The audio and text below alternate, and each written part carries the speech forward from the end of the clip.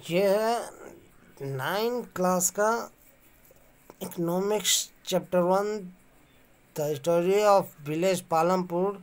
ठीक है, जिसे कि हम आगे बताएंगे।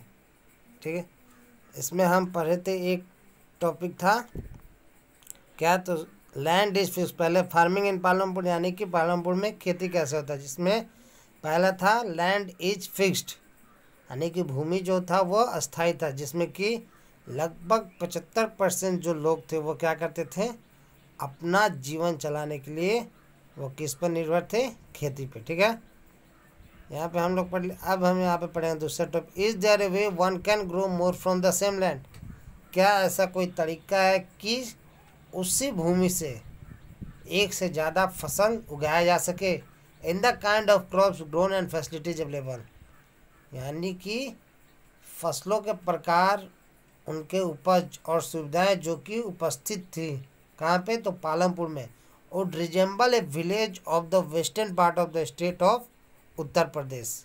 ठीक है,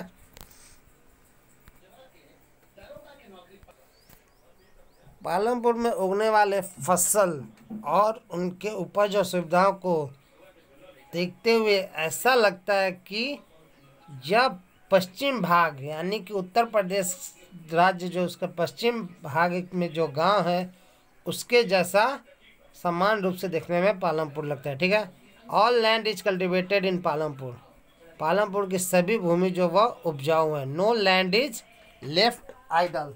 ठीक है, कोई भी जमीन बेकार नहीं छोड़ा गया है। ठीक है, during the rainy season farmers grow jowar and bajra. ठीक है, बरसात के दिनों में किसान जो है वो ज्वार और बाजरा उगाते हैं। This plants are used as cattle feed, इन पौधों का प्रयोग मवेशियों के आहार के लिए किया जाता है, फीड यानी आहार। ठीक है, it is followed by cultivation of potato between October and December, और इसके बाद अक्टूबर और दिसंबर में, ठीक है, आलू का फसल बोया जाता है। In the winter season fields are sown with feed, ठंड के दिनों में जो खेत है उसमें क्या बोया जाता है, गेहूँ। From the wheat produced farmers keep enough feed for the families consumption, और जो गेहूँ उत्पाद होता है उससे किसान पर्याप्त मात्रा में गेहूँ अपने परिवार के उपभोग, कंजप्शन यानी उपभोग करना या सेवन करना, and sell the surplus wheat at the market at Raiganj, जितना परिवार को जरूरत है उतना गेहूँ वह रख लेते हैं और बचे हुए जो गेहूँ होते हैं उसे रायगंज के बाज़ार में बेच देते हैं। A part of the land area is also devoted to sugarcane, और भूमि का एक टुकड़ा जो है वह किसके लिए रहता है, तो उसे शुगर कैन यानी कि गन्ना या इंक के लिए उसे प्रयोग किया जाता है, which is harvested once every year, जो कि हर साल एक बार कटाई किया जाता है। Sugar can in its raw form, sugar cane या तो अपने कच्चे रूप में और है जगेरी या फिर जगेरी के रूप में, यानी जगेरी यानी जिसे कि गुड़ भी बोलते हैं, is sold to traders in Shahpur, उसे शाहपुर के व्यापारियों को बेच दिया जाता है। ठीक है, the main reason why farmers are able to grow 3 different crops in a year, और मुख्य कारण क्यों किसान जो वह एक साल में 3 विभिन्न प्रकार के फसल उगाते हैं, कहाँ पे, तो इन पालमपुर में, is due to the well developed system of irrigation, क्योंकि वहाँ के सिंचाई की जो व्यवस्था है वह बहुत ज़्यादा विकसित है। ठीक है, electricity came early to Palampur, Palampur में सबसे पहले बिजली आ जाती है। Its major impact was to transform the system of irrigation, इसका मुख्य प्रभाव जो था वह क्या था कि इरिगेशन का जो तरीका उसे परिवर्तित किया जाए। Persian wheels were till then used by farmers to draw water from the wells and get small field, यानी कि चक्के के द्वारा उसे किसान क्या करते थे, पानी निकालते थे कुएं से और छोटे छोटे खेतों की सिंचाई किया करते थे। People so that the electricity run tube wells could irrigate much, लोगों ने यह देखा कि बिजली से चलने वाला जो ट्यूबवेल है, यानी कि जो कुएं हैं या फिर जो नल की व्यवस्था है पानी का, वह कुड इरिगेट सबसे ज़्यादा सिंचाई करता है। ठीक है, much larger areas of land more effectively, बहुत बड़े क्षेत्र में भूमि का जो टुकड़ा है उसे प्रभावित कर सकता है। The first few tube wells way installed by the government, पहले कुछ ट्यूबवेल्स जो हैं यानी कि कुएं जिसमें से कि पानी को निकालने की व्यवस्था जो वह सरकार के द्वारा उसे स्थापित किया गया।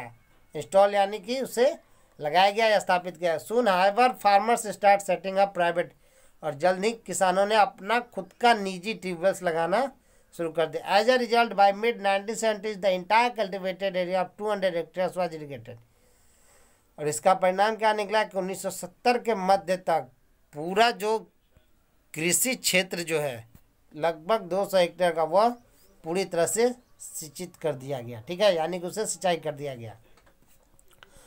Not all villages in India have such high levels of irrigation, Bharat के सभी गांव में, लगभग सभी गांव में इतना उच्च स्तर का सिंचाई का व्यवस्था नहीं है। Apart from the riverine plains, यानी कि नदी के जो समतल जमीन पे जो पानियाँ आ जाती है, कोस्टल रीजन्स, तटीय क्षेत्र in our country are well irrigated, यानी कि नदी और समुद्र के आसपास के जो क्षेत्र या इलाके जो वह अच्छी तरह से सिंचाई होता है। इन कंट्रास्ट, इसके तुलना में प्लेट्यू रीजन सच है the Deccan plateau have low levels, यानी कि पठार क्षेत्र जैसे कि डेक्कन प्लेट्यू, यहाँ पे सिंचाई बहुत कम स्तर पे होता है। Of the total cultivated area in the country, देश का पूरा कृषि क्षेत्रित एरिया जो है यानी कि कृषि क्षेत्र जो है, a little less than 40% is irrigated event, उसका लगभग 40% हिस्सा जो है वह आज भी